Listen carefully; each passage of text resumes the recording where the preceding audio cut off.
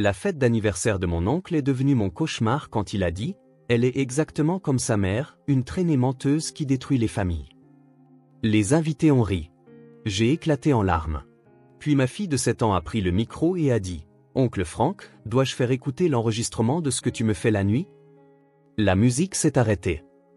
Avant de commencer l'histoire, n'oubliez pas de laisser un like et de vous abonner à la chaîne pour voir plus d'histoires comme celle-ci.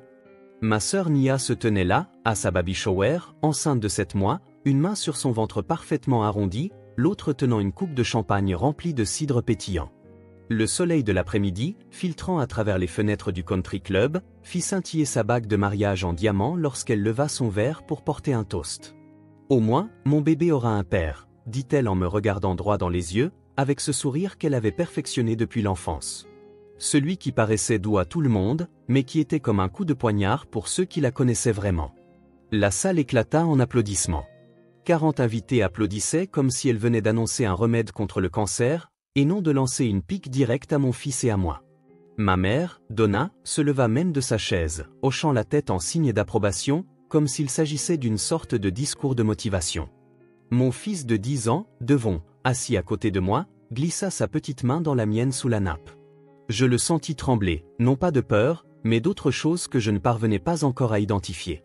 Mais ce qui arriva ensuite fit regretter à toutes les personnes présentes de ne pas s'être tues. Car mon fils, ce garçon calme et observateur que tous avaient catalogué comme une autre statistique issue d'un foyer brisé, s'apprêtait à lâcher une bombe qui allait faire voler en éclats leur monde parfait. Je m'appelle Ri et j'ai 35 ans. Je suis directrice marketing dans une start-up technologique du centre-ville et j'élève mon fils seul depuis 2 ans. Ce n'était pas un choix au départ, mais aujourd'hui, je ne voudrais pas qu'il en soit autrement. Mon ex-mari, 3, est parti lorsque sa dépendance au jeu a fini par le rattraper, vidant le fonds d'études de notre fils et saturant des cartes de crédit dont j'ignorais même l'existence. Le divorce a été prononcé un mardi pluvieux de mars, et je me souviens être sorti du palais de justice avec le sentiment de pouvoir enfin respirer pour la première fois depuis des années. Devon est la lumière de ma vie. Il a 10 ans, mais parfois, quand il me regarde avec ses yeux bruns si sérieux, je jurerais qu'il a la sagesse de quelqu'un qui aurait vécu 100 ans. Il dévore tous les livres qui lui tombent sous la main, construit des villes en Lego sophistiqués dans notre salon et possède cette faculté de remarquer des choses que les autres ne voient pas. Ses professeurs le disent surdoué. Son conseiller dit qu'il est remarquablement équilibré. Ma famille, elle, le dit défavorisé. Ma sœur Nia a 32 ans et a toujours été tout ce que je ne suis pas. Elle a épousé Mike juste après l'université, lors d'une cérémonie qui a coûté plus que mon salaire annuel. Elle mène le genre de vie qui a l'air parfaite sur Instagram, la maison coloniale à Westchester, le SUV flambant neuf, les vêtements de maternité de créateurs qui coûtent plus cher que mon remboursement de prêt immobilier. Chaque année, elle envoie des cartes de Noël avec des photos professionnelles où tout le monde porte des pulls assortis et arbore des sourires qui semblent sincères. Mike, son mari, a 34 ans et possède une chaîne d'agences immobilières dans toute la région. C'est le genre de type qui se pointe au dîner de famille en polo et pantalon kaki, parlant des tendances du marché et des opportunités d'investissement.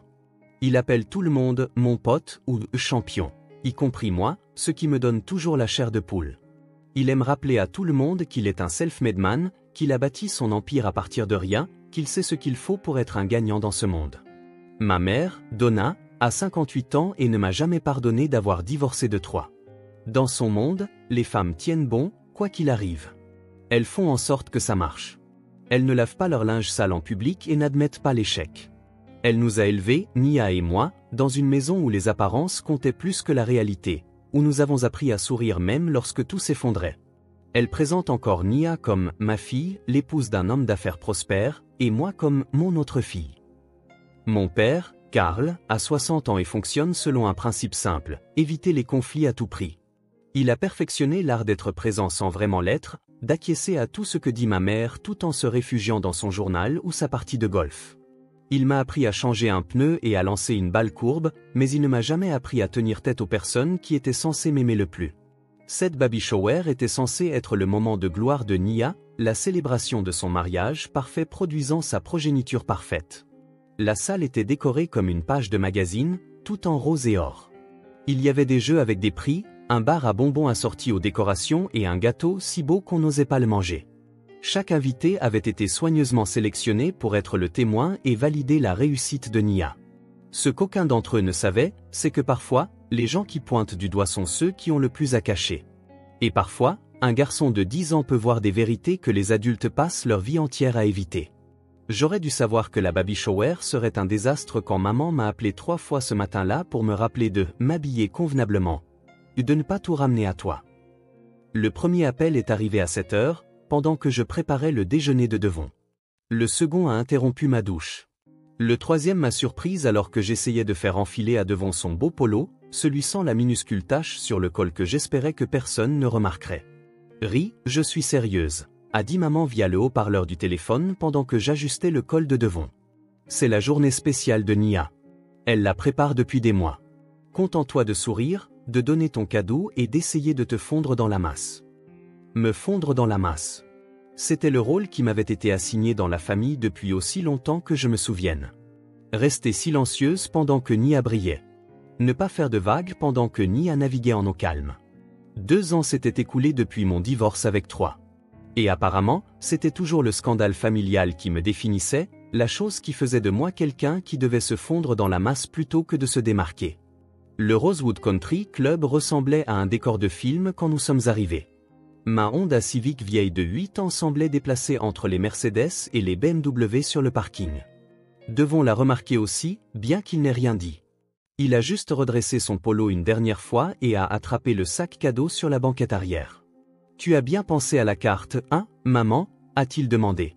Et je l'ai aimé pour cet effort, pour s'assurer que nous faisions tout correctement, que nous ne leur donnions aucune munition. J'ai pensé à tout, mon chéri. Nous allons être des invités parfaits. La salle du jardin avait été transformée en ce qui ressemblait à un tableau Pinterest devenu réalité. Des ballons roses et dorés formaient une arche au-dessus de la table des cadeaux, où les présents s'empilaient déjà. Des bocaux en verre enveloppés de dentelle contenaient des roses roses et du gypsophile. Une bannière proclamant « Une petite princesse est en route » s'étirait sur un mur en lettres scintillantes. Il y avait même ces centres de table élaborés, du genre avec des bougies flottantes et des perles qui coûtaient probablement plus cher que mon budget de course de la semaine. Une quarantaine d'invités discutaient déjà lorsque nous sommes entrés, leur voix créant un bourdonnement d'excitation et d'anticipation. J'ai reconnu la plupart d'entre eux immédiatement. Il y avait Madame Peterson de l'église de maman, endimanchée bien que ce fût un samedi. Gloria, la mère de Mike, tenait salon près de la table des desserts, son fort accent du Connecticut résonnant dans la pièce alors qu'elle racontait à qui voulait l'entendre à quel point elle était excitée d'être enfin grand-mère. Les amis du club de lecture de Nia étaient regroupés près des fenêtres, toutes vêtues de robes d'été qui semblaient coordonnées sans que ce soit trop évident. « Tu te souviens de ce dont on a parlé ?» ai-je chuchoté à Devon alors que nous nous arrêtions à l'entrée. « Si quelqu'un dit quelque chose qui te met mal à l'aise, tu me serres la main 2 fois et on ira faire une pause dehors. »« Je sais, maman, mais ça va. On va bien. » Il l'a dit avec une telle conviction que je l'ai presque cru. J'ai presque oublié que la semaine dernière, il était rentré de l'école en me demandant pourquoi son futur cousin aurait quelque chose que lui n'avait pas, un papa. Ma relation avec Nia avait toujours été compliquée, façonnée par des années de comparaison et de compétition dont je n'avais jamais voulu faire partie. En grandissant, elle était l'élève brillante qui figurait au tableau d'honneur chaque semestre sans effort. J'étais l'élève moyenne qui veillait jusqu'à minuit pour améliorer ses notes. C'est elle qui est sortie avec le capitaine de l'équipe de football et qui est allée au bal de promo dans une robe qui la faisait ressembler à une princesse. J'y suis allé avec un groupe d'amis et je suis parti tôt pour regarder des films chez quelqu'un. Elle a épousé Mike lors d'une cérémonie avec 200 invités et une réception dans ce même country club. J'ai épousé 3 au tribunal, avec seulement nos parents et sa sœur comme témoins. Mais voici ce que les photos de famille ne montraient pas. J'étais heureuse dans ma vie simple jusqu'à ce que la dépendance de 3 la transforme en cauchemar. Nia avait peut-être eu le grand mariage, mais j'avais connu le véritable amour, du moins pendant un certain temps. Et quand cet amour est devenu toxique, j'ai eu la force de partir. Cela devait bien compter pour quelque chose, même si ma famille ne le voyait pas de cette façon. Maman nous a accueillis à la porte avec son sourire de circonstance, celui qu'elle utilisait pour les événements de l'église et les photos de famille. Elle portait une nouvelle robe, jaune pâle avec de minuscules fleurs, et ses cheveux avaient été coiffés par un professionnel ce matin-là. « Ri, vous êtes là » dit-elle, comme s'il y avait eu le moindre doute. « Et Devon, comme tu es beau !» Elle se pencha plus près, baissant la voix pour que je sois la seule à entendre. « Essaie d'être heureuse pour ta sœur aujourd'hui. C'est son moment. Ne le gâche pas avec tes histoires. » Mes histoires. Comme si exister en tant que mère célibataire divorcée était un spectacle que je donnais plutôt qu'une vie que je menais.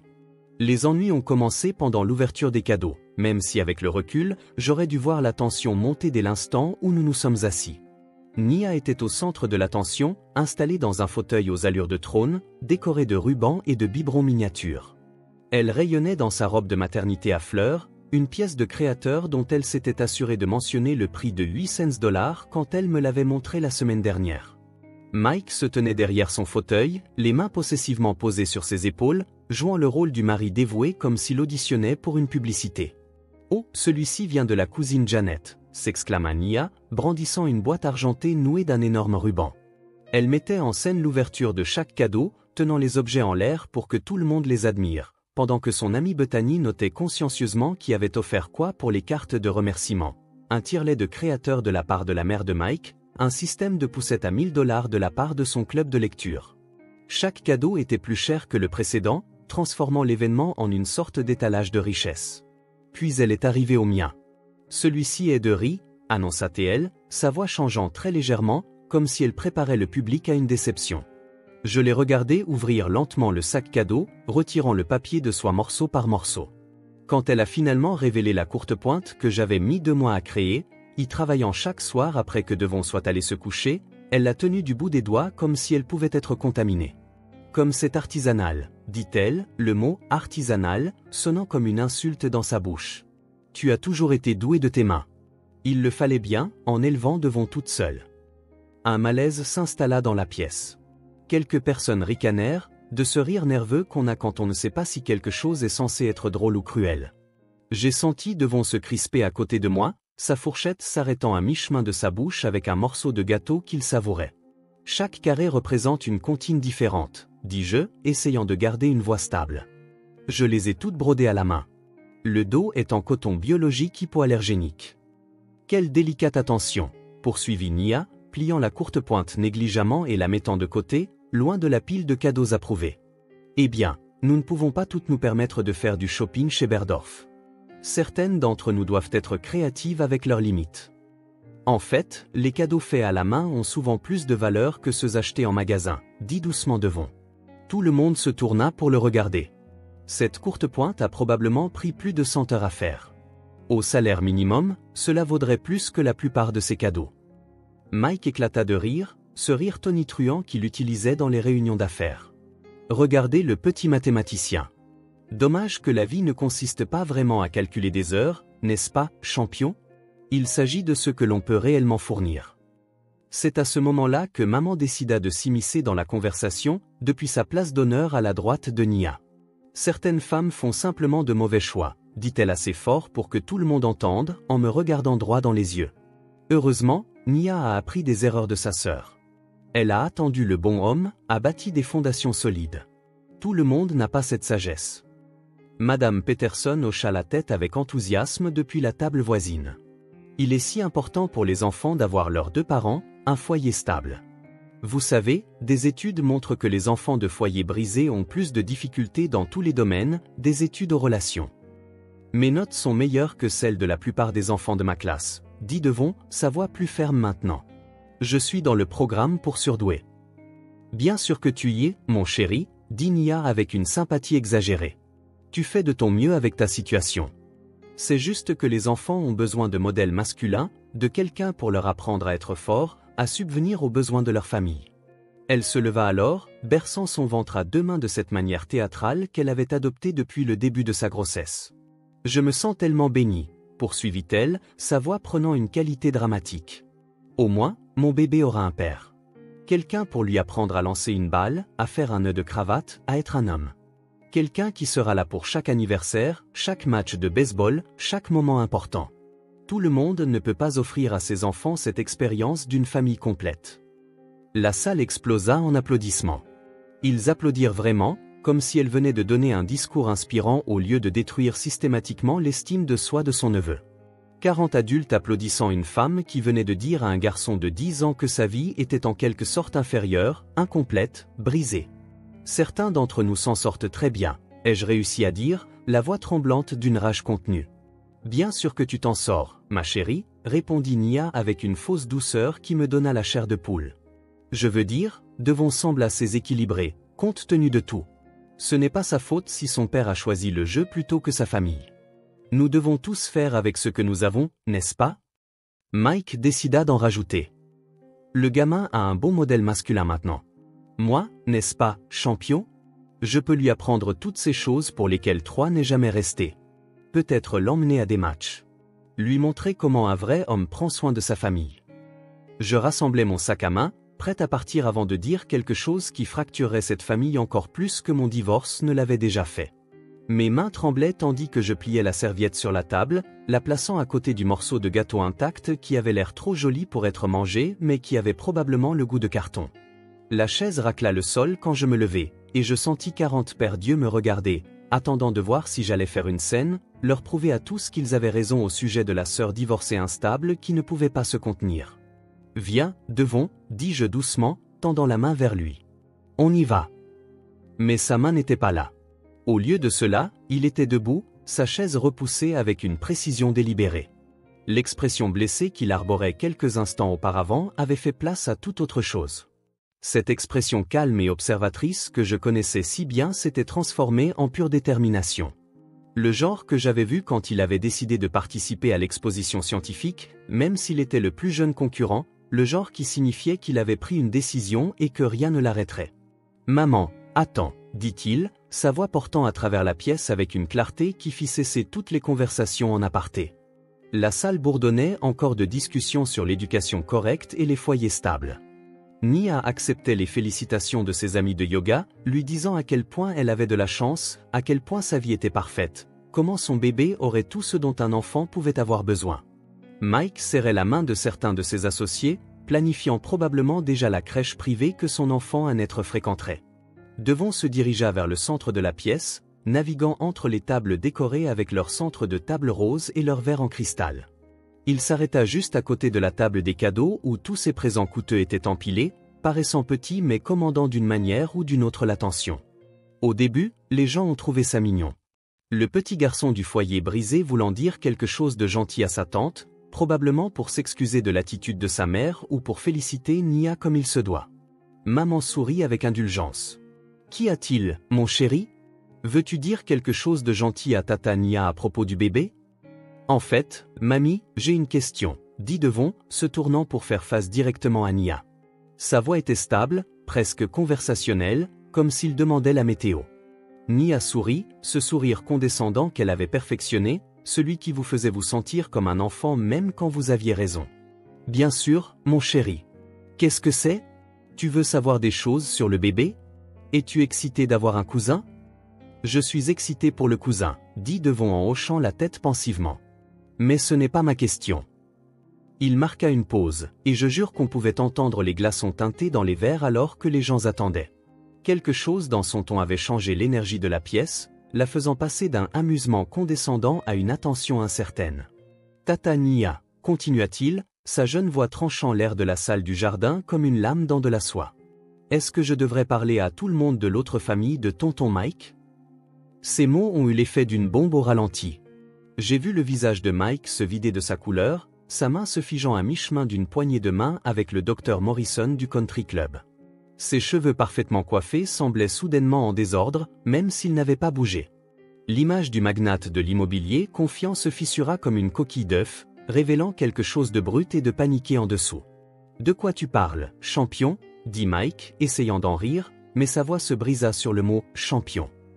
Ce terme faussement amical qu'il utilisait pour tout le monde sonnait soudainement désespéré. Les enfants disent de ces choses, n'est-ce pas? Mais Devon ne riait pas. Il ne souriait même pas. Il sortit son téléphone, celui que je lui avais donné uniquement pour les urgences, celui qu'il utilisait à peine, sauf pour m'appeler quand l'entraînement se terminait tard. Il le leva, non pas de manière dramatique, mais simplement, comme s'il présentait des preuves lors d'un projet scientifique. Le mois dernier, quand tu m'as emmené à ce match de baseball. Tu te souviens, celui où tu as dit que tu m'apprenais à être un homme? La voix de Devon restait calme, mais il y avait de l'acier en dessous. Tu as dit que tu devais d'abord passer à ton bureau, mais nous ne sommes pas allés à ton bureau, tonton Mike. Nous sommes allés dans une maison à Riverside, une maison bleue avec une boîte aux lettres cassée et une balançoire dans le jardin. Le silence était devenu total dans la pièce. Même le personnel de service avait cessé de bouger, figé avec des bouteilles de champagne à moitié versées et des assiettes à moitié débarrassées. Le monde parfait rose et or de Nia était suspendu, attendant les prochains mots qui allaient soit le restaurer, soit le briser complètement. Une dame nommée Brittany a ouvert la porte. Poursuivit Devon, chaque mot précis et clair. Elle avait les cheveux bruns et portait une tenue d'hôpital parce qu'elle est infirmière. Et il y avait une petite fille avec elle, une petite fille aux cheveux bouclés qui a couru vers toi et t'a appelé papa. La pièce se figea complètement. On aurait pu entendre une mouche voler sur le sol en marbre du country club, sauf que personne n'osait bouger suffisamment pour laisser tomber quoi que ce soit. 40 invités se tenaient comme des statues dans un musée, leurs coupes de champagne suspendues en l'air, leurs faux sourires glissant de leur visage comme de la cire fondue. C'est ridicule, balbutia Mike, sa voix habituellement imposante réduite à quelque chose de mince et désespéré. Le gamin est confus. Je montrais une maison à un client. Vous savez comment sont les enfants. Ils comprennent mal les choses. La petite fille avait tes yeux, continua Devon, sa voix de 10 ans traversant les protestations de Mike avec une précision chirurgicale. Ils sont verts avec cette petite tache brune dans le gauche, exactement comme les tiens. Elle portait une robe de la Reine des Neiges et des baskets qui s'allument. Elle a dit « Papa est à la maison » quand elle t'a vu, et tu l'as soulevé et l'as fait tourner. Tu as donné une enveloppe d'argent à Brittany, et tu m'as dit que c'était notre secret. Tu as dit que les garçons devaient apprendre que parfois, les hommes ont des responsabilités dont ils ne parlent pas. Le sang-froid parfait de Nia commença à se fissurer comme de la glace sur un étang. Mike. Sa voix était à peine un murmure, mais dans la salle silencieuse, elle sonna comme un cri. Chérie, ce n'est pas ce que tu crois. Mike commença à s'avancer vers elle, mais elle recula, sa main couvrant protectrice son ventre. Tu leur as rendu visite tous les mardis, dit Devon, tenant toujours son téléphone fermement. Tous les mardis, quand tu dis à Tata Nia que tu as des réunions tardives avec des investisseurs. Je le sais parce que tu es venu me chercher à l'école 3 mardis le mois dernier quand maman devait travailler tard. Tu as dit que tu étais un bon oncle, que tu aidais, mais nous sommes allés là-bas à chaque fois. Brittany t'a appelé le père de sa fille. Elle a dit que Cadence demandait quand tu emménagerais avec elle à plein temps. La fille s'appelle Cadence. Elle a 4 ans. Ma mère se leva si vite que sa chaise bascula en arrière, s'écrasant bruyamment sur le sol. Ce doit être un malentendu. Cet enfant ment. Il invente des choses pour attirer l'attention. J'ai des photos, dit simplement Devon, avec le même ton qu'il utilisait pour présenter son projet scientifique. Tu m'as appris à toujours tout documenter, mamie. Tu as dit que c'est ce que font les gens intelligents. Ce que font les gens qui réussissent. Il tourna l'écran de son téléphone vers la pièce, faisant défiler plusieurs photos avec l'efficacité d'un procureur présentant des preuves. La première montrait Mike sur le porche d'une petite maison bleue, serrant dans ses bras une petite fille, tandis qu'une femme aux longs cheveux bruns se tenait dans l'embrasure de la porte. La seconde le capturait en train de pousser la fille sur cette balançoire, tous deux riant. La troisième les montrait tous les trois à ce qui ressemblait à un barbecue dans le jardin, Mike portant un tablier sur lequel était écrit « Le grill du papa ». Nia arracha le téléphone des mains de Devon, fixant l'écran comme s'il pouvait changer si elle le regardait assez intensément. Son visage passa par l'incrédulité, la reconnaissance et enfin la rage pure. Elle relança le téléphone à Devon, qui le rattrapa adroitement, puis elle se tourna vers Mike. 4 ans, hurla-t-elle, sa voix parfaite de baby shower remplacée par quelque chose de primal. Elle a 4 ans. Nous sommes mariés depuis 6 ans, Mike. 6 ans. Nia, s'il te plaît, laisse-moi t'expliquer. Mike tendit la main vers son bras, mais elle s'en dégagea si violemment qu'elle renversa la table des cadeaux. Des présents coûteux s'écrasèrent sur le sol, le tire-lait de créateur se brisant, de minuscules biberons roulant sur le marbre. Expliquer quoi? Que tu as un autre enfant? Que tu mènes une double vie? Que chaque mardi, quand tu disais que tu construisais notre avenir, tu étais avec elle.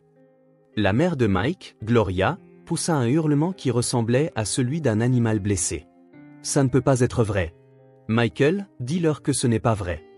La petite fille va à l'école primaire de Riverside, ajouta tranquillement Devon. Elle est en maternelle. Sa couleur préférée est le violet. Elle a un chat nommé Moustache que tonton Mike lui a acheté pour son 3e anniversaire. Je le sais parce qu'elle m'a tout raconté pendant qu'il parlait à sa mère à l'intérieur. Tu as emmené mon neveu rencontrer ta famille secrète.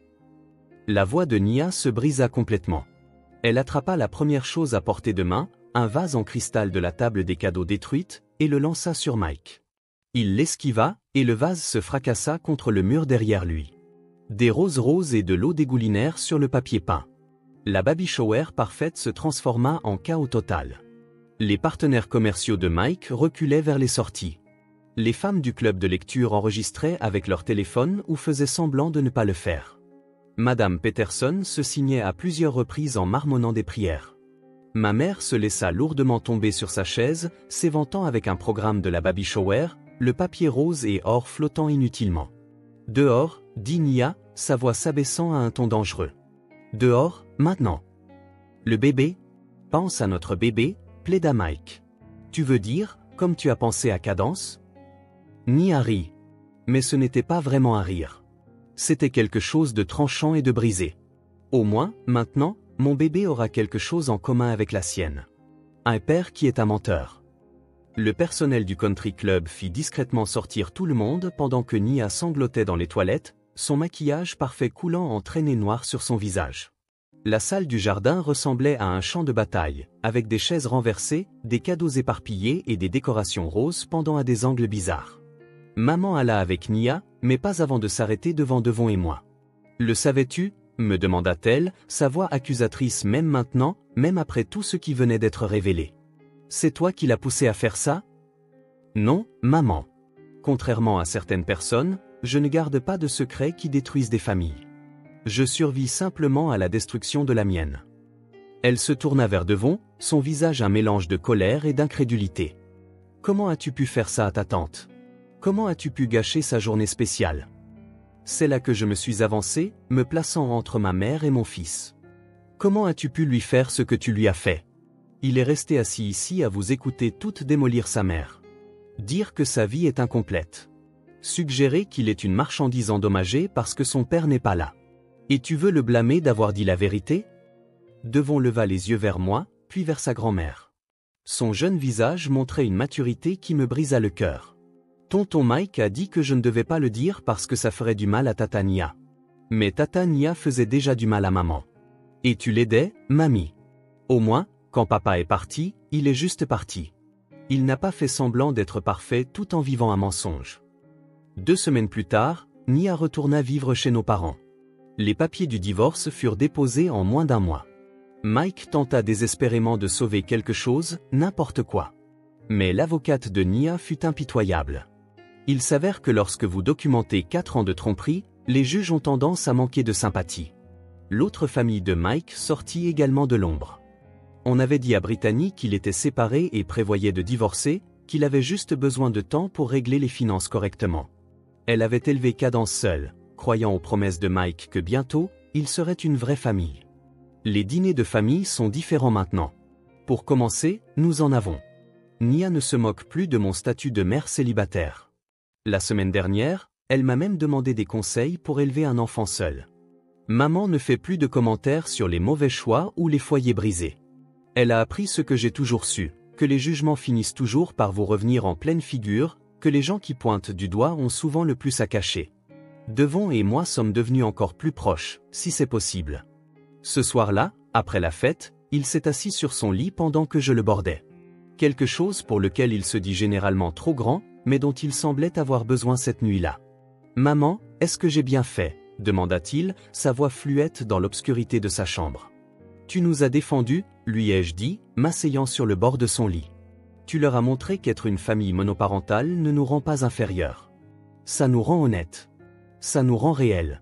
Ça nous rend forts. » Il a hoché la tête, puis a dit quelque chose que je n'oublierai jamais. « Maman, tonton Mike avait un père en grandissant. Papa avait un père en grandissant.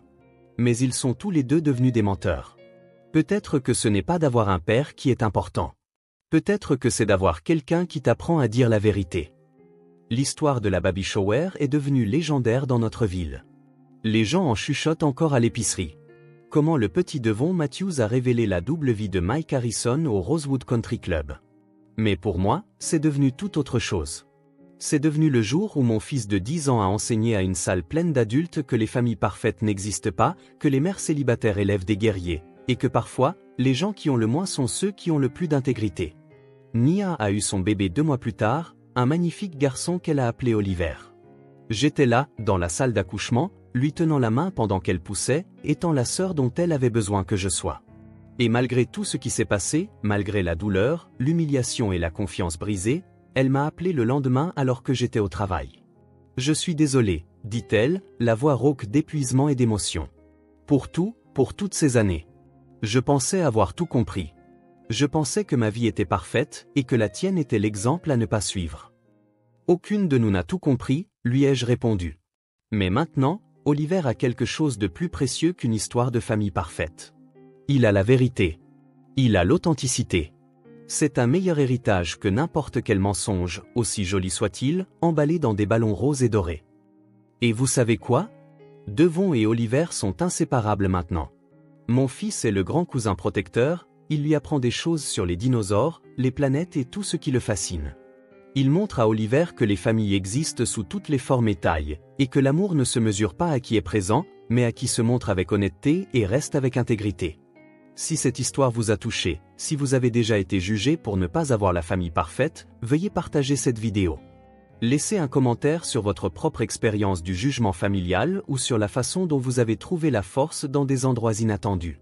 Et n'oubliez pas de vous abonner à la chaîne pour plus d'histoires sur de vraies familles, de vraies luttes, et les manières inattendues dont la vérité trouve son chemin vers la surface.